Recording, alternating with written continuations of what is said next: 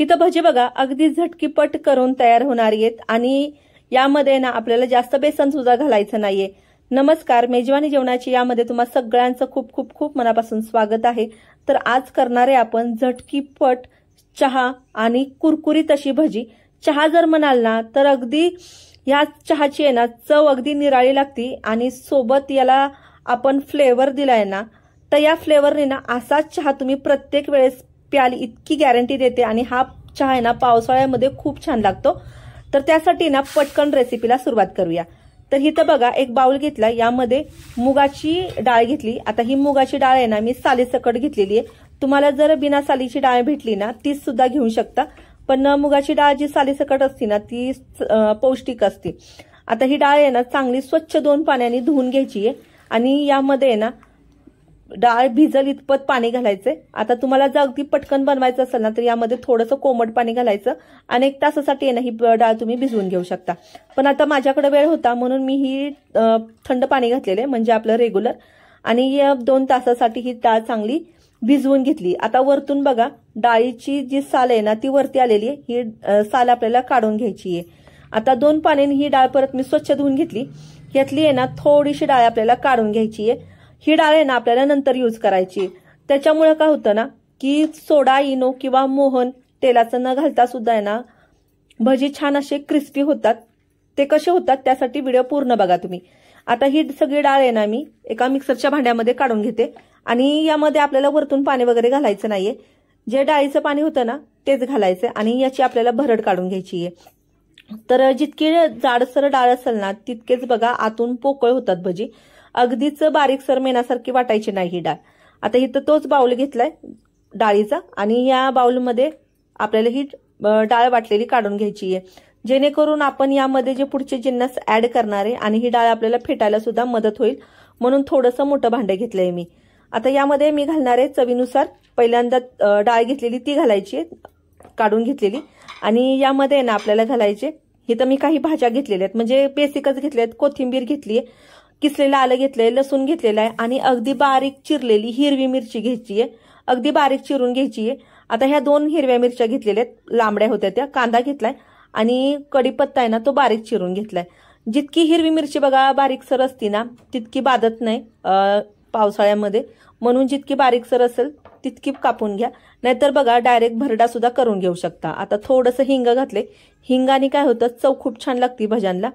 इथं 1 चमचा ओवा घेतलाय आणि ओवा आहे ना हातावर असा क्रश करून घालून घ्यायचंय आपल्याला।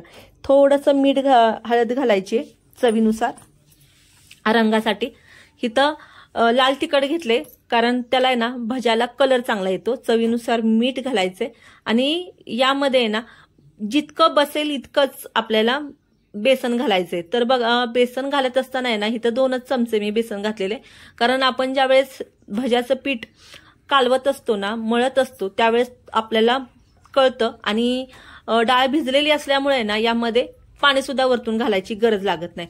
त्याला बघा अगदी परफेक्ट असं बाइंडिंग आलेलं आहे, जास्त सुद्धा पातळसर करायचं नाही, नाहीतर काय होतं मग भजी आहेत ना आतून कच्ची राहतात, व्यवस्थित होत नाहीत। मिक्स करून घेतलं। आता हे ना एक 2 ते 3 मिनिटासाठी रेस्ट करायला ठेवायचे आणि नंतर आपल्याला लगेचच भजी करायचेत। आता इथं ना बघा मी एक टोप ठेवलाय आणि त्यामध्ये ना आता ही 3 जणांसाठी चहा करतेय मी, म्हणून 4 चमचे साखर घातलेली आहे, 1 चमचा चहा पावडर घातलेली आहे। आता हा माझा छोटा चमचा असल्यामुळे मी 2 चमचे घातलेली आहे। असा चहा जर तुम्ही पिला ना तर खरंच तुम्ही प्रत्येक वेळेस आहे ना रिकाम्या वेळेत तरी असा चहा करून प्याल, इतकी गॅरंटी देते मी, इतका मस्त चहा होतो हा। आता गॅस मी अजूनपर्यंत पेटवून घेतला नव्हता, गॅस चालू करून घेते आणि ही साखर आणि चहा पावडर आपल्याला मेल्ट करून घ्यायची आहे। खूप छान टेस्ट लागते, कोणताही मसाला न वापरताय ना असा चहा जर तुम्ही पिलात ना तर खरंच पावसाळ्यामध्ये ना तलप जी चहाची होती ना ती तलप होत नाही, इतकं भारी लागतो हा चहा। आता बघा बोलता बोलता आहे ना साखर चांगली मेल्ट झालेली आहे।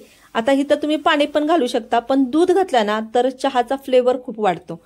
इथं दूध घालून घेतलंय मी, आता 4 जणांसाठी बनवणार आहे त्यासाठी आहे ना 3 कप इथं दूध घातलेले।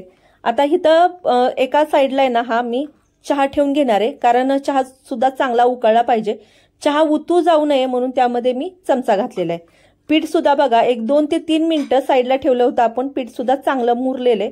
आणि याचे ना आपल्याला अगदी बारीक बारीक भजी नाहीत करायचे, थोडेसे मोठे भजी करायचे, त्याच्यामुळे भजी चांगला फुगला जातो. इथं अगोदरच आहे ना तेल गरम करायला ठेवलं होतं, अगदी कडकडीत सुद्धा तेल गरम करून घ्यायचं नाहीये. आणि यामध्ये ना तुम्हाला जेवढ्या आकाराची भजी हवी असतील ना तशी भजी सोडून घ्यायची. तर तुम्ही बघितलं यामध्ये मी इनो, सोडा किंवा तेलाचं मोहन असं काहीच घातलेलं नाहीये, तरी सुद्धा आहे ना भजी खूप छान अशी फुगली जातात. आता ही पहिली बॅच असल्यामुळे आणि लोखंडाची कढई आहे म्हणून थोडंसं मी हलवत होते, पण नंतर माझ्या लक्षात आलं की आहे ना भजी अजून शिजलेला नव्हता. आणि ज्यावेळेस भजी बघा चांगला तरंगून वरती येतो ना मगच याला पलटी करायचंय. तर पहिली बॅच असती त्याच्यामुळे आपलं कसं होतं, सगळ्यांची गडबड असते की लवकर पलटी करावा. तर असं नसतं, जोपर्यंत भजी तेलावर चांगला तरंगून वरती येत नाही ना तोपर्यंत त्याला पलटी करायचं नाही. त्याच्यामुळे काय होतं, भजी आतून व्यवस्थित असा भाजला जातो आणि त्याला जाळी सुद्धा खूप चांगली येते. नाहीतर काय होतं, भजी वरतूनच कडक होतो आणि आतून तसाच कच्चा राहतो. भजी आहे ना दोन्ही बाजूने चांगले खमंग खरपूस भाजून घेणार आहे मी. आणि इकडे बघा एका साईडला चहा सुद्धा चांगला उकळतोय.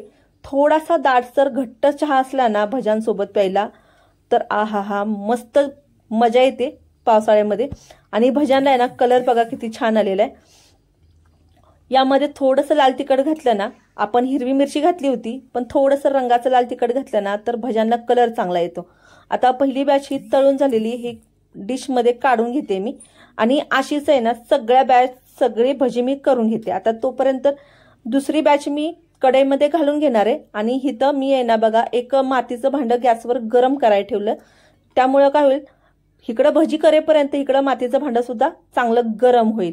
आता बघा इथं ना मी भजी चांगली तळून झालेली आहेत माझी. आणि भज्यांसोबत जर मिरची नसली तर भज्यांना चव नसती, म्हणून आहे ना मधून स्लीड केली आहे मिरचीला आणि थोडंसं मीठ भरले आणि हे गरम गरम तेलामध्ये घातले. मस्त झणझणीत मिरची तयार आहे आपली भज्यांसोबत खाण्यासाठी. आणि भजी आहेत ना कलर खूप छान आलेल्या. आणि इकडे बघा मातीचं भांडं सुद्धा चांगलं गरम झालेलं एका टोपामध्ये ठेवलंय मी, कारण आपल्याला याला आहे ना तंदुरी चहा बनवायचा आहे. असा चहा ना खरंच इतका सुंदर लागतो. आणि मला तर आहे ना घरातल्यांनी अगोदरच सांगितलं की ज्यावेळेस चहा करशील ना त्यावेळेस असा चहा कर, भला उशीर लागू दे पण चहा असाच कर. पण खरंच ह्या चहाला आहे ना उशीर अजिबात लागत नाही, पण चहाचा ना फ्लेवर खूप छान येतो आणि चहा पिल्यासारखा सुद्धा वाटतो. तर आहे ना तुम्ही पावसाळ्यामध्ये किंवा कोणत्याही ऋतूमध्ये असा चहा करून बघा. आवडला तर कमेंट बॉक्समध्ये कळवायला विसरू नका. चॅनलला अजूनपर्यंत लाईक केलं नसेल तर लाईक करा, सबस्क्राईब करा आणि बाजूला जे बेल आयकॉन असतं ना ते नक्कीच दाबा, ते काय तुम्हाला सांगायलाच नको. आणि माझ्या नवीन नवीन रेसिपी तुम्हाला कशा वाटतात ते मला कमेंट करायला नक्की कळवा. चला तर मग भेटूया अशा छान छान रेसिपी सोबत. तोपर्यंत पाहत राहा